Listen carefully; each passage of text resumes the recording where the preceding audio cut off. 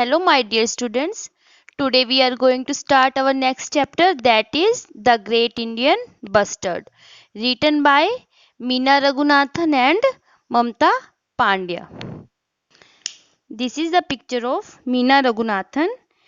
Meena Raghunathan and Mamta Pandya, both of them have been working as environmental educator for many years. First of all, I will give you a brief description of the Great Indian Bustard. The Great Indian Bustard lives in wide open landscapes with sparse grasses and shrubs. जो ये Great Indian Bird है, ये open area में रहता है जहाँ पे कम घास हो और कम shrubs हो. और ये ग्रेट इंडियन बस्टर्ड है, देखो ये क्या क्या खाता है. Grass seeds, ground nuts and millets, insects, millets, rodents and lizards. मतलब ये शाकाहारी भी है और मांसाहारी भी है. It is the heaviest flying bird in India. ये सबसे भारी बर्ड है इंडिया में, but not in world, in India. The great Indian bustard does not build a nest. ये अपना कोई नेस्ट नहीं बनाता और ये बर्ड जो है ओपन में अपने एग्स देते हैं, कोई नेस्ट अलग से नहीं बनाती है. और there are only 150 great Indian bustard are left in India. India में सिर्फ 150 ग्रेट इंडियन बस्टर्ड बर्ड जो है अब रह गए हैं. We are the ones to blame. और इसका कारण सिर्फ हम लोग हैं, जिस वजह से जो ये जाति है विलुप्त होती जा रही है. क्या क्या रीजन है? पोचिंग मतलब एक शिकार, इलीगल तरीके से बर्ड्स को किलिंग करना, ये इसका सबसे बड़ा रीजन है. और next, decline in their natural habitat, agriculture expansion और mechanised farming. The state bird of Rajasthan is fascinating bird and it is in great danger. जो स्टेट बर्ड है ये राजस्थान का स्टेट बर्ड है और एक शानदार है जो अब खतरे में है. The future and safety of wild life and the environment lies in the hands of young people like you. Like you means आप जैसे बच्चों के हाथ में इस जो हमारे नेचर का फ्यूचर है. Spread the message. और बच्चों आपको ये मैसेज आपको अपने फ्रेंड्स में और चारों तरफ फैलाना है कि we have to save wildlife. और देखो बेटा, इसका वर्ल्ड वाइल्ड लाइफ डे कब मनाया जाता है? 3 मार्च को. और बेटा जो हम ये लोगो देख रहे हैं ये है वर्ल्ड वाइल्ड लाइफ डे का लोगो. Let's start our reading part. Anup was particularly interested in the Great Indian Bustard GIB. Great Indian Bustard की शॉर्ट फॉर्म है GIB. जो अनूप था मतलब कि वो इस बर्ड के बारे में जानने में बहुत इंटरेस्टेड था. With the help of his teacher, he had written to Miss Paul, a wildlife researcher. Miss Paul जो थी एक वाइल्ड लाइफ रिसर्चर थी. अनूप ने अपनी टीचर की हेल्प से उनको लेटर लिखा एंड सेटअप एन इंटरव्यू. और उनके साथ एक इंटरव्यू सेट किया. Read an extract from the interview. और जो ये लेसन है उनके इंटरव्यू का ही एक एक्सट्रैक्ट है, पार्ट है. Anoop, does the great Indian bustard live in forest. Anoop अपने उनसे पूछता है मिस पॉल से कि क्या ग्रेट इंडियन बस्टर्ड फॉरेस्ट में रहते हैं. Miss Paul, far from it. इससे बहुत दूर. In fact this bird lives in wide open landscapes which have sparse grasses. Sparse मतलब कि जो ज़्यादा घने ना हो, विरल.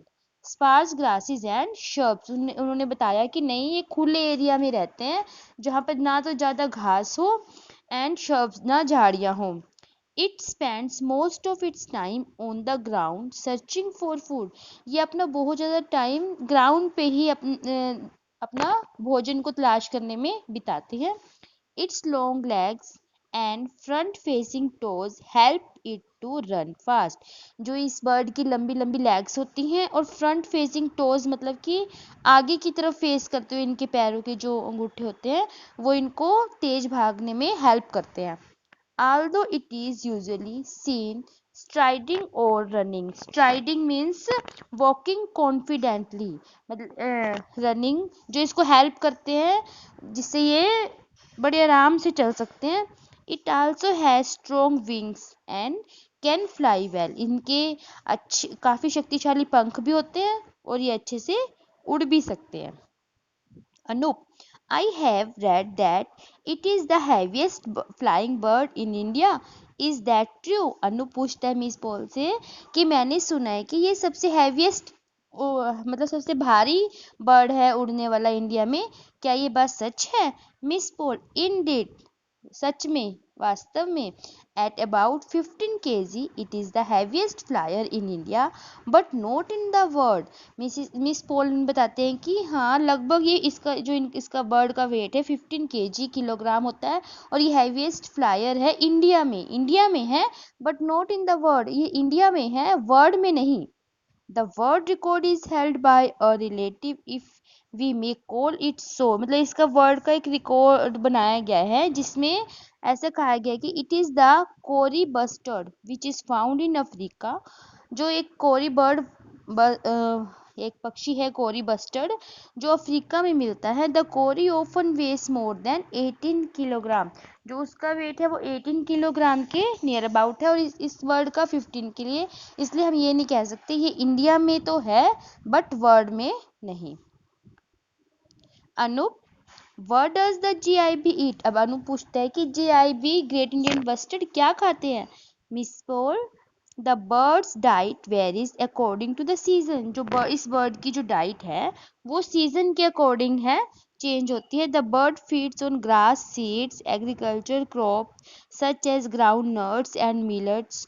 जो मतलब कि जो ये बर्ड है वो agriculture crops such as ground nuts जैसे कि इसमें मूंगफली भी आती है, अखरोट, इस तरह के, एंड मिलेट्स जैसे बाजरा, as well as insects such as grasshoppers and beetles. Grasshoppers आपने इन बर्ड्स का नाम सुना होगा, ये इंसेक्ट्स हैं जैसे ग्रास होपर, और बीटल्स ये भी एक इंसेक्ट होते हैं। मतलब इस तरह के जो ये इंसेक्ट है ये बर्ड खाता है। It also Yeats rodents and lizards. Rodents जो है इसमें जैसे चूहे आदि इस तरह के बर्ड आते हैं, सॉरी एनिमल आते हैं, एंड लिजार्ड आपको पता ही है, छिपकली को बोलते हैं। मतलब ये इस तरह के रोडेंट्स में तो इस तरह की जाति के सारे आ जाते हैं जैसे चूहे से रिलेटेड, और लिजार्ड इनको भी ये खाता है। We may term it as omnivore. हम इसे ओमनीवोर कह सकते हैं। ओमनीवोर कौन से होते हैं?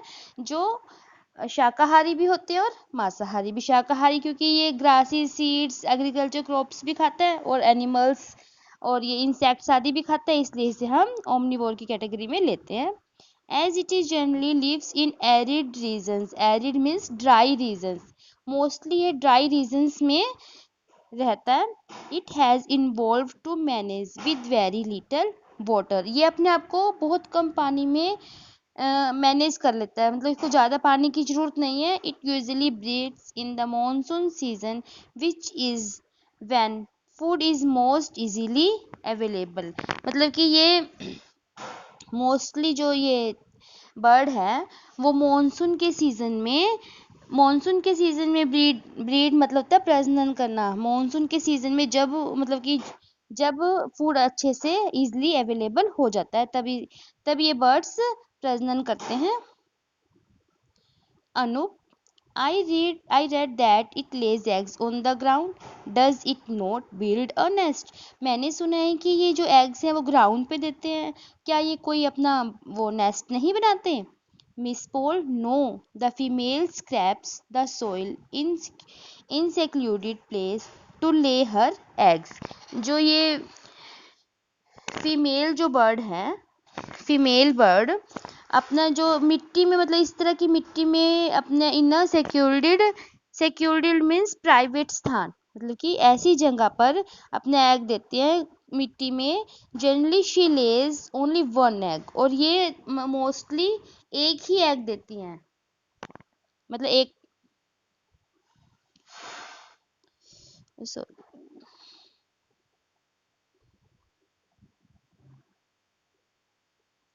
The GIB is a magnificent bird. एक शानदार बर्ड है ये।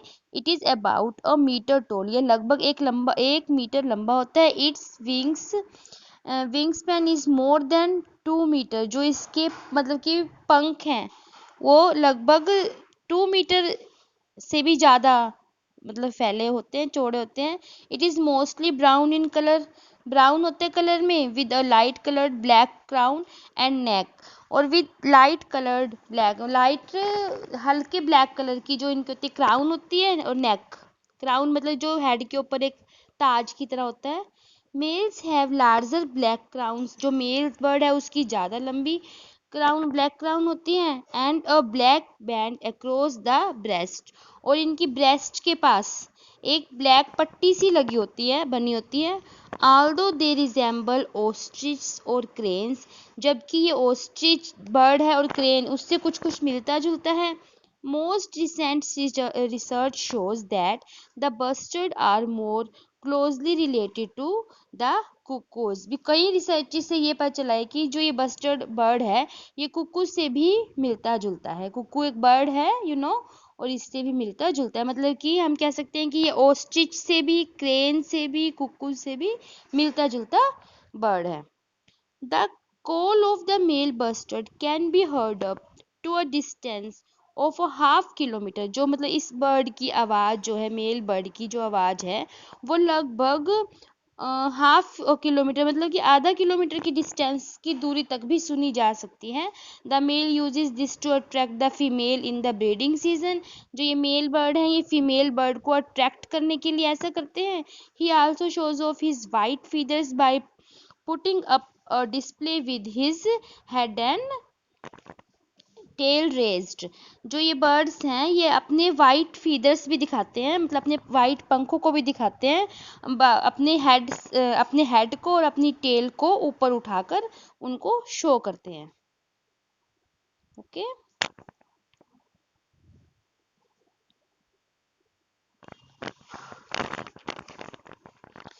She incubates the egg for 25 days before the chick is hatched, जो ये फीमेल बर्ड होती है इंक्यूबेट्स मतलब होता है to keep an egg at the right temperature, मतलब एग को राइट टेम्परेचर पर रखना। जो ये फीमेल बर्ड होती है 25 डेज के लिए, जब तक मतलब कि उसमें से चिक नहीं निकलता तब तक इसे 25 डेज तक उस एग को ऐसे केयर में रखना होता है और राइट टेम्परेचर पे रखना होता है। The exposed egg is always in danger from the predators, जो ये एग होता है मतलब जो ये एग ले करती है वो एग हमेशा खतरे में रहता है फ्रॉम द प्रीडेटर्स। प्रीडेटर्स होता है एक तरह से शिकारी या जो दूसरे जीव जंतु को खा जाते हैं, मतलब उनसे इसको डेंजर में, खतरे में होता है और इसे बचा के रखना होता है। The mother has to be alert to keep the egg and the new chick safe, mother को बहुत अलर्ट रहना पड़ता है कि उसे अपने एग को सेफ रखना होता है और जो नया चिक है उसकी भी रक्षा करनी होती है। The male does not play any role in making the nest, जो मेल बर्ड है वो नेस्ट बनाने में कोई भी अपना मतलब पार्ट वो नहीं करता, कोई रोल प्ले नहीं करता। इंक्यूबेशन और रेजिंग ऑफ द चिक, इंक्यूबेशन मतलब कि एग को सही टेम्परेचर में रखना, और रेजिंग ऑफ द चिक भी जब जब तक चिक आता है तब तक उन मतलब इस सारा काम जो है ये फीमेल बर्ड देखती है। It is the mother bird who does this alone, ये सिर्फ एक मदर बर्ड है जो ये मतलब सब ये काम अकेले ही करती है। We will continue reading of this chapter in our next video and I will upload next video soon. Okay.